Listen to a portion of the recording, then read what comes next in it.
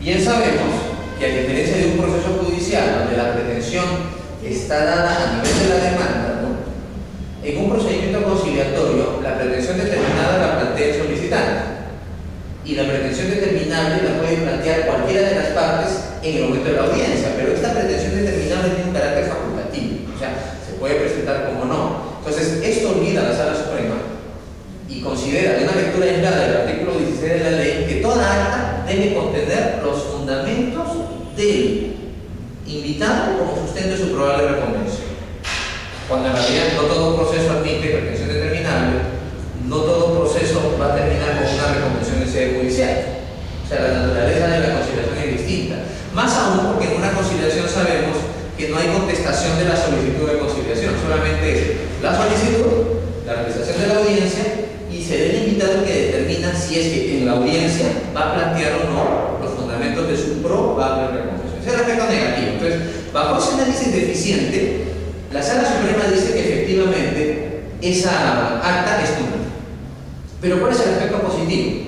Que dice, al ser nula esa acta, regresa los actuados al juzgado de primera instancia y le dice, señor juez, hay ausencia de requisito de procedibilidad, pero usted no puede declarar la improcedencia de la demanda, sino lo que tiene que hacer es dar un plazo de 15 días para que el solicitante vuelva a presentar su solicitud de conciliación, obtenga un acta y reemplace esa a la anterior.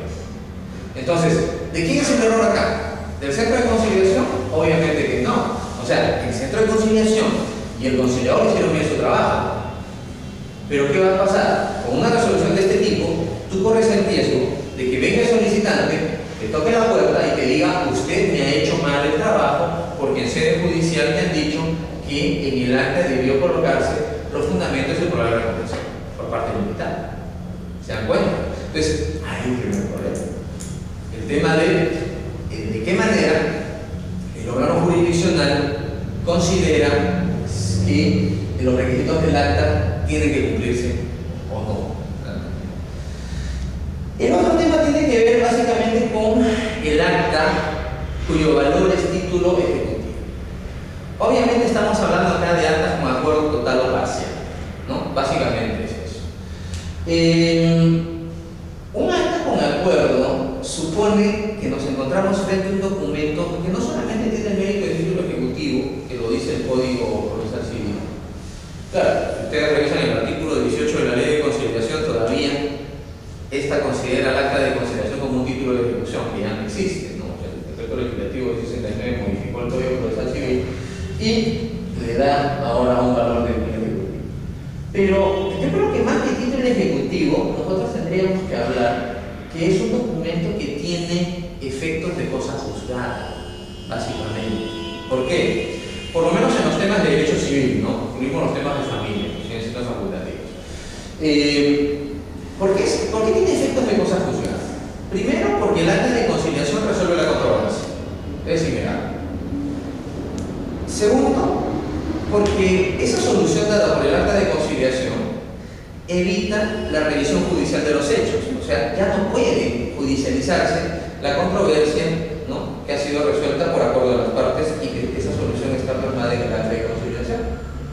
Y tercero, el acta contiene obligaciones acordadas y suscritas por las partes que en caso de un eventual incumplimiento, la parte perjudicada por este incumplimiento solicita la ejecución a través del proceso de ejecución de resoluciones judiciales. ¿Por qué precisamos eso? Porque de ordinario la gente dice que el acta de conciliación es igual que una sentencia. Eso se puede decir en términos coloquiales, ¿no? Para una persona que es ajena al campo del derecho, yo le digo, el acta de conciliación es igual que una sentencia. ¿Por qué? Porque resuelve tu controversia y en caso de incumplimiento se ejecuta igual que una sentencia, pero no es una sentencia. ¿Por qué? La sentencia es el acto de decisión de un tercero. El acta de conciliación es el acuerdo de las partes. En un proceso judicial de ordinario siempre va a haber sentencia, ¿no? En una conciliación no siempre va a haber acuerdo. El ámbito donde se desarrolla un proceso judicial es público, el ámbito de una conciliación es privado. Entonces hay muchas diferencias. Entonces, digamos, para una persona que no tiene conocimientos jurídicos, para que entienda si se le puede decir que el acta es como una sentencia, pero para una persona que posee medianos conocimientos jurídicos hay sutiles diferencias que hacen que nosotros no podemos afirmar libremente que el acta es igual que una sentencia, pero tiene efecto de cosas juzgadas. Ni siquiera valora efecto de cosas juzgadas por esos tres presupuestos que hemos dicho. Entonces, ¿pero qué sucede? En principio, acá también tenemos otro problema, digamos, a nivel de ejecución. ¿Por qué? Nos remitimos nuevamente a lo que dice el artículo 22 del reglamento y el artículo 16A de la ley. ¿Por qué? Porque hay dos situaciones que nosotros debemos considerar cuando nos encontramos frente a un acta que tiene valor de título ejecutivo. Uno es que cuando el acta, con acuerdo, adolece de algunos requisitos, el acta se afecta de lo que se denomina nulidad documental. Y luego tenemos lo que se conoce también como el principio de convalidación del acto, no del acta. Se entiende convalidación del acto jurídico contenido en el acta. ¿Por qué? Miren, el último párrafo del artículo 16A de la ley, ¿qué es lo que dice? El acto jurídico contenido en el acta de conciliación solo podrá ser declarado nulo en vía de acción por sentencia emitida en proceso judicial. O sea, está refiriendo al acto jurídico contenido en un acta de conciliación con acuerdo. Recordemos que cuando el acta adolece de ausencia de requisitos esenciales de validez, el acta ya no puede ejecutarse, ¿cierto? O sea, es una operación lógica muy sencilla. Si yo tengo un acta de conciliación y, por ejemplo, al acta de conciliación le falta un requisito esencial de validez como el documento de identidad del conciliador, entonces cuando yo voy a un proceso de ejecución para ejecutar esa acta con acuerdo, el juez me dice, ¿sabes qué, hermano? Esa acta no sirve como título ejecutivo porque adolece de ausencia de requisitos formales. Ya no la puedes ejecutar. ¿No? Muy bien. Pero ¿qué sucede en el caso de un acta que tiene todos los requisitos de validez? El juez no la puede observar. Entonces, el juez es el primer filtro. ¿Me voy a entender? ¿Cuál es el segundo filtro de ejecución? La parte ejecutada. La parte ejecutada, cuando el juez admite la demanda de ejecución y expide el mandato ejecutivo, le dice al ejecutado, a ver, formula tu contradicción. Y la contradicción se puede hacer solamente en dos extremos: cumplimiento de la obligación o inexigibilidad de la obligación. Entonces yo digo, bueno, no cumplí la obligación, no puedo formular mi contradicción. Entonces yo puedo argumentar inexigibilidad de la obligación. Entonces yo puedo decirle en un proceso de ejecución, señor juez, esa acta no se puede ejecutar porque adolece de ausencia de requisitos esenciales de validez. O sea, insistimos, le falta el número de DNI del conciliador. Por lo tanto, esa acta no se puede ejecutar. Entonces, ahí, ¿qué sucede? El acta no sirve como título ejecutivo, pero tenemos que remitirnos a lo que dice el artículo 22 del reglamento. ¿Qué dice el artículo 22 del reglamento? Dice, acta y acuerdo conciliatorio. El acta que contiene el acuerdo conciliatorio es un documento privado. ¿Okay? Y dice, y puede ser ofrecido como medio de prueba en un proceso judicial. Ya, entonces uno puede decir, a ver, un momentito. No, el acta de conciliación con acuerdo es título ejecutivo. Y ojo, a nivel de proceso judicial, un instrumento es medio probatorio o título ejecutivo. En un proceso ejecutivo no existen los medios probatorios. Tienes el título que se ejecuta, ¿no? ¿Cierto? Un proceso ejecutivo. Pero en un proceso cognitivo, un proceso que se rige por las reglas de etapa postulatoria, probatoria, deductoria y juzgatoria, ahí sí pueden presentar medios probatorios para probarle al juez, ¿no? Darle certeza, ¿no? Respecto de la veracidad de la pretensión. ¿Por qué acá se dice que el acta es un medio probatorio?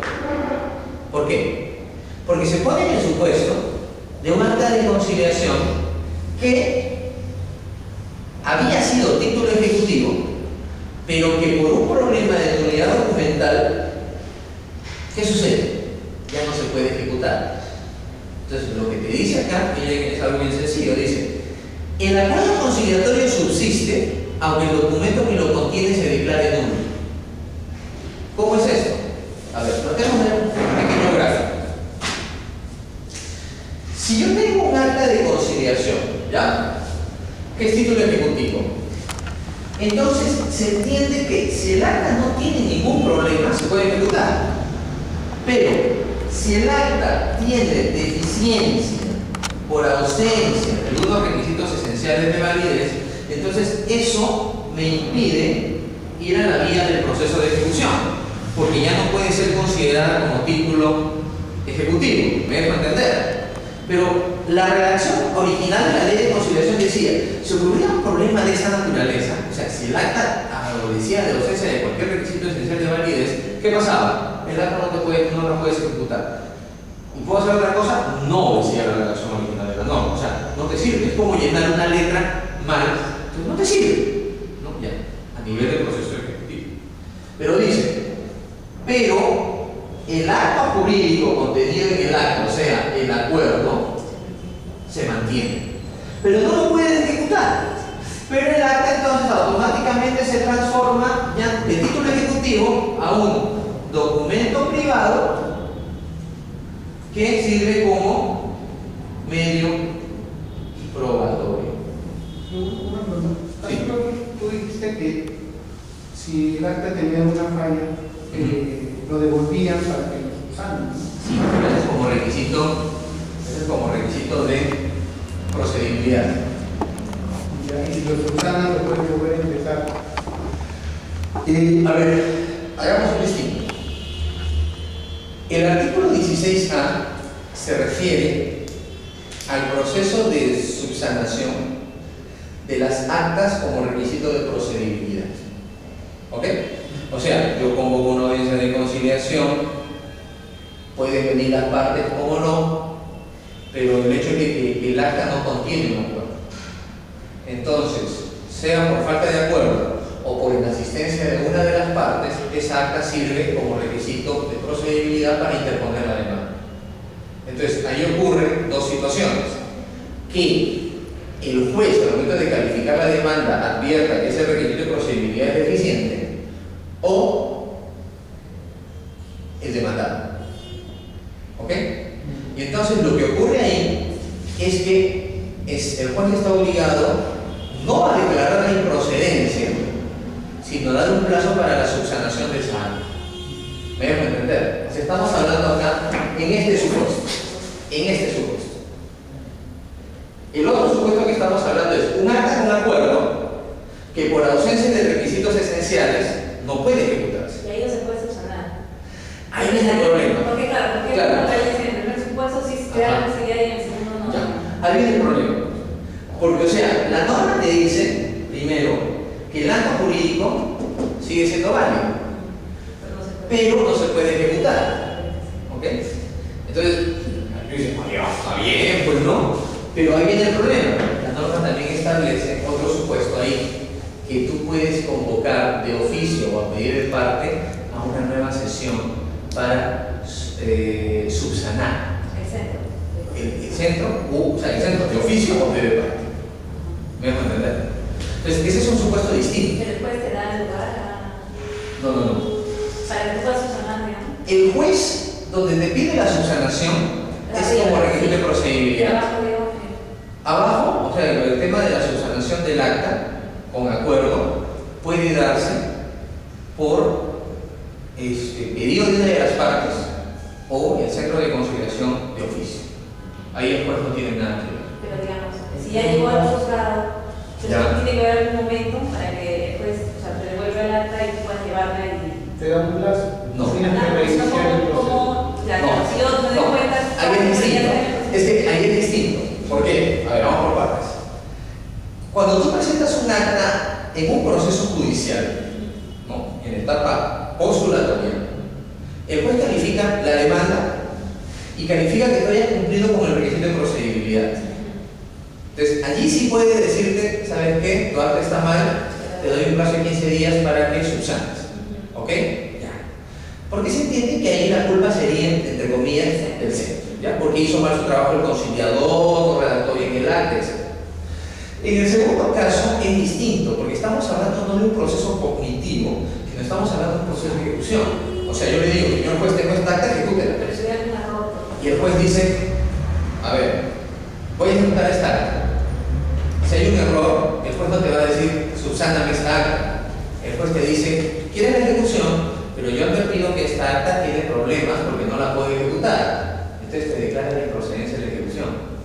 Tienes que revisar. Pero podría No, pero el juez simplemente te dice, ¿la ejecuto o no la ejecuto? O sea, entonces, esa subsanación de oficio, digamos, que pueden hacer las partes o el centro de oficio, tendría que hacerla antes de que llegue al juzgado. Porque si llega al juzgado, ya no hay nada que subsanar. Claro. O sea, ahí ya no habría nada que hacer. Porque estamos hablando básicamente de otro tipo de proceso. Estamos hablando básicamente de un proceso ejecutivo. Que igual en verdad la ley podría hablar también esa opción, así como que también digamos, sería una Claro. Que en este caso no la ley. Ahora, una pregunta. Suponiendo que en el acta esté faltando el DNI del funcionario, o sea, ¿se necesita hacer una nueva acta donde firmen las dos partes o basta que se adjunte una adenda donde no tengan que firmar nada y simplemente, bueno, acá está el conciliador, acá está una fotocopia o la nueva o la subsanación implica que las dos partes vuelvan a firmar? Lo que pasa es que, mira, ahí el artículo 16 ha tratado de ser un poco más preciso, pero en realidad ha complicado el panorama. Mira, si tú revisas bien lo que dice el artículo 16, ¿qué es lo que dice? La omisión en el acta de alguno de los requisitos establecidos en los incisos C, D, E, G, H e I del presente artículo dará lugar a la nulidad documental. Hablamos un momento. Que en tal caso no podrá ser considerada como título de ejecución, en el caso de la acta con acuerdo, ni posibilitará la interposición de la demanda. En tal supuesto, la parte afectada podrá proceder conforme al artículo 16A. Muy bien. ¿Y qué dice el 16A en el primer párrafo? Dice, los casos establecidos en esos incisos, ¿no? Del C, D, E, G, H, I, del artículo 16, el centro de oficio o a pedido de parte deberá convocar a las partes para informarles el defecto de forma que contiene el acta y expedir una nueva que sustituya a la anterior con las formalidades de ley. Pero ese es en el supuesto de que yo les digo a las partes, ¿saben qué? Esta acta tiene errores, vengan para firmar una nueva acta que reemplace la anterior, sea requisito de procedibilidad o sea título ejecutivo, ¿ok? Y entonces yo lo que dice, de no producirse la rectificación del acta por inasistencia de la parte invitada, el centro de conciliación expedirá nueva acta por falta de acuerdo. Y lo cual es absurdo, porque la parte de acuerdo supone que ambas partes concurren, ¿no? Y no se ponen de acuerdo. Claro que te dice, si una de las partes, o sea, por ejemplo, ¿no? Tú y yo hacemos un acta de reconciliación. Ya, muy bien. Y resulta que no nos ponemos de acuerdo. ¿Ya? Ok. Entonces, tú me demandas como requisito de procedibilidad y el juez te dice, mira, ¿sabes qué? No te puedo admitir la demanda porque acá hay una ausencia grave del acta, no está bien esa acta. Entonces tú vas al centro de conciliación y le dices, convoquen una nueva sesión para subsanar esa acta. Entonces, ¿qué sucede? Ahí puedes decir que yo vaya y subsanamos esa acta. Hay un formato inclusive para ello. Pero si yo no voy, ahí se pediría un acta, dice, por falta de acuerdo. Lo cual es absurdo, porque ¿no? Entonces, pero en realidad, si tú revisas el formato dice, es acta por falta de acuerdo, por inasistencia de la parte invitada a la audiencia subsanatoria. ¿Me dejo entender? Entonces, es un formato bien particular porque hace referencia al error del anterior acta y que está convocándose a una sesión para subsanar. Pero la norma, por ejemplo, ha dejado en el aire otros dos supuestos. ¿Cuáles son esos otros dos supuestos? Nos ponemos de acuerdo, ¿ok? Yo no cumplo, tú ejecutas el acta y el juez te dice, ¿sabes qué? Esta acta no te la puedo ejecutar. ¿No? Ese es el problema. Entonces, ahí estamos acá. Entonces, el juez no te va a decir, ¿sabes qué? Subsáname esa acta. No, no te lo dice. Porque el juez simplemente, al seguir las reglas del proceso de ejecución, te dice, no la puedo ejecutar, lo siento mucho, señor. Entonces, tú vas al centro de conciliación y me citas a mí, ¿ya? Para subsanar, nuevamente. Ahí ocurren tres posibilidades. La primera posibilidad, el centro me cita a pedido tuyo o de oficio y nosotros convalidamos. Correcto. La segunda posibilidad, ¿cuál es? Yo concurro a la audiencia, pero te digo, ¿sabes qué? Yo te dije que te iba a pagar 1.000 soles mensuales, ¿ya? Durante un año, pero me doy cuenta que estoy perjudicando mi economía. Entonces te voy a pagar ya no 1.000 soles mensuales, sino 500. ¿Qué haces ahí? O sea, estamos volviendo a negociar, ¿cierto? Entonces ahí existe la posibilidad de que aceptes o no. ¿Y cuál es la tercera posibilidad? Que yo no voy a la audiencia. Entonces, en estos dos supuestos,